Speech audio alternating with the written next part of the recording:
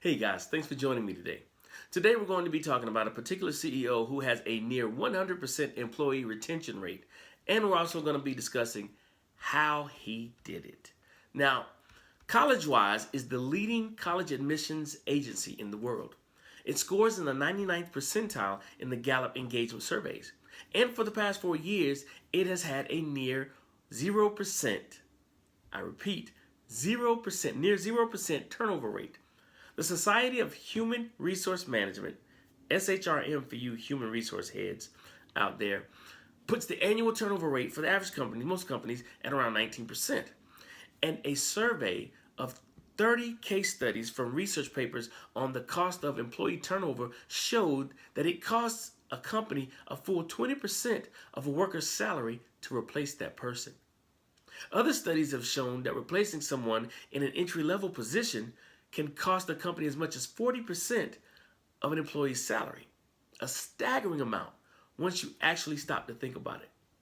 In other words, it could cost you up to $40,000 to replace someone in your organization who's making $75,000. Losing good employees is expensive. Losing good employees repeatedly is very expensive.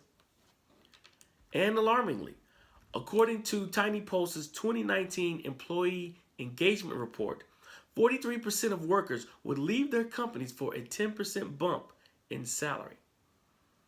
Now, how comfortable employees feel about providing upward feedback to their supervisors is a major indicator of overall happiness, and that's information that we gathered in the report. The average employee retention rate is about 90%. So in other words, most companies are losing about 10% of their employees every year. But CollegeWise still enjoys a near 100% retention rate year after year after year. Why? I'm glad you asked. In large part due to the leadership of its CEO, Kevin McCullen. He models a different kind of one-on-one meeting and encourages his managers to do the same. So what's the revolutionary model? You are full of questions, good questions.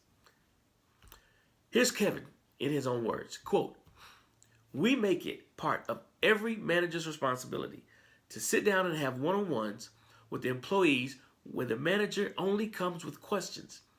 And it's the manager's job to empathize and learn."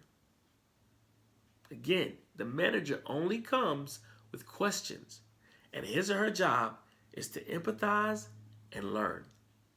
Not to problem solve, not to manage, not to criticize, not to make suggestions, not to review mistakes, to empathize and to learn. This makes business sense for more reasons than just retention alone. If you're an employee headed into a meeting in which you know your manager's intentions, which they've proved month after month, is solely to empathize and learn, you're a lot likely to bring up difficult things or situations. And the manager is going to be trained not to get defensive right away, but instead take time out to understand and learn where it is you're coming from. So if you're a manager, you're infinitely more likely to hear about things before they turn into huge problems. You'll also be able to nip things in the bud rather than to have to put the fires out later. You could, for example, avoid a $1.5 million harassment suit. The worst thing you can do is say, "I have an open door policy," because that puts all the onus on the employee, says Kevin McMullen. If the manager goes first, most people will walk through that door and share their feedback.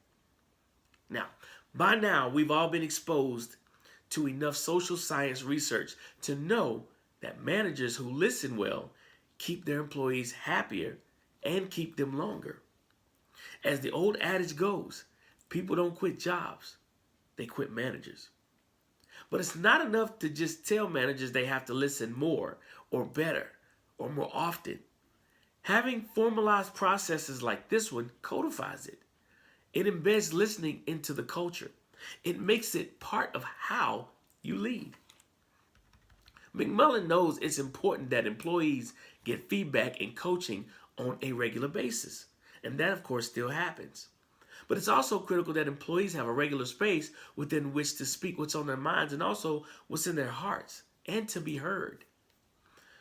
When they know they won't be fixed or managed or talked down to, just be heard. Now, if you want to keep your people happy, this idea is very much worth instituting or incorporating in your environment. Where managers don't wait for employees to make the space for themselves and instead lead the way, employees want to stay. That's just what it is. And happy employees mean more money, less turnover, and increased joy across the board.